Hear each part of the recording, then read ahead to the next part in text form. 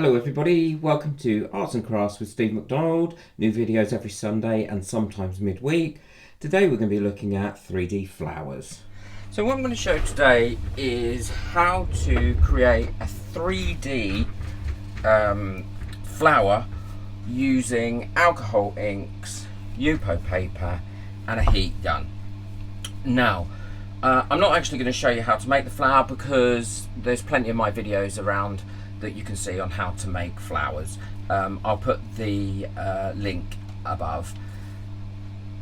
What you need to make sure you do is before you start to turn it into a 3D flower, that you must prepare your flower properly. And I always start with a small square piece like this. It can be small or it can get bigger, it doesn't matter.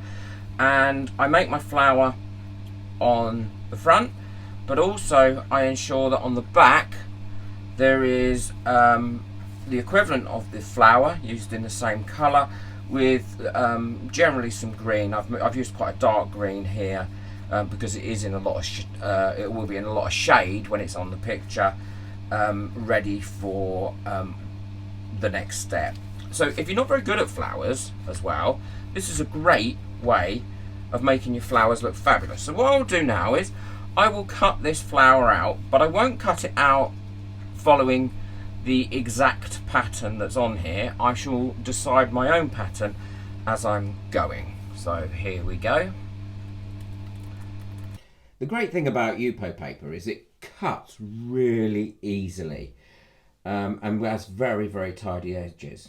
So what I'm doing is I'm making a flower shape. I am roughly going around some of the petals that I've made. I'm cutting out the bits that I think don't look nice, and I'm also trying to keep the bits that I think I really like. That it's got some nice veining in it, it's got some nice texture in it, but overall what I'm looking for is not too many very small pointy bits of the flower, because when you turn this into 3D they can curl up too much.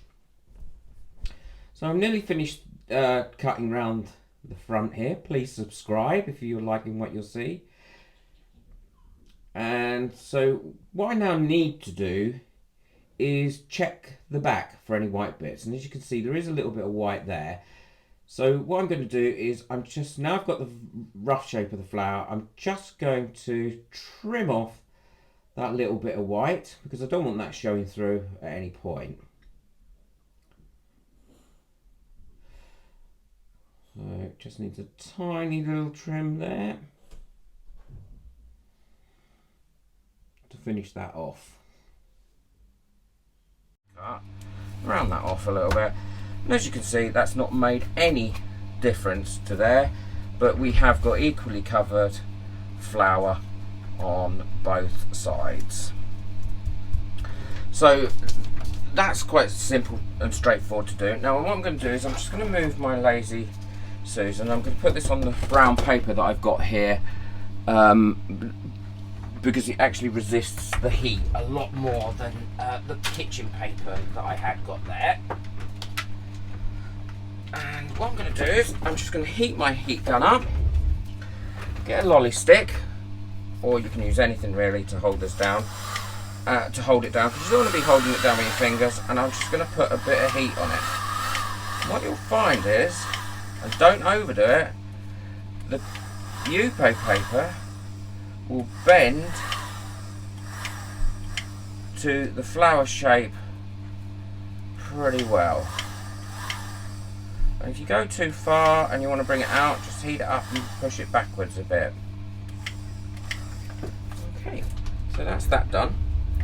Doesn't take a lot. Now you might be thinking, well, why would I even want to do that? Well, for a start, you've now got a 3D flower that you can put on anything, on any picture, on an abstract. Here's another strip of wispy Senorita Magenta that I've created on this piece of Yupo paper. I was just playing around really. And what you could use is, you could use that, you could print something on it, and then you could put the flower in the corner. You could have happy birthday written on there, or whatever you want in gold or any other colour, and then put the matching Yupo 3D flower there, and that could be part of a card or part of a bigger picture. Fun, and it's ever so easy to do. I'm sure there are lots of other things that you could use these 3D flowers for. I'd love to hear about it, so please let me know in the comments what you think you could use them for. Now, the reason I say you must do both sides at once is because if you don't, you can never get a good effect. So this is one where I did the front first, then I melted it up, and then I tried to pour ink from the back, and it just went everywhere because it's a funny shape, and it bled through onto the other side of the flower, which is a real shame. This is a nice flower, but it's a good example of being able to show you what can work and what can go wrong. Thank you for watching. I hope you liked this video. Please subscribe, like, and share as much as you can. Bye.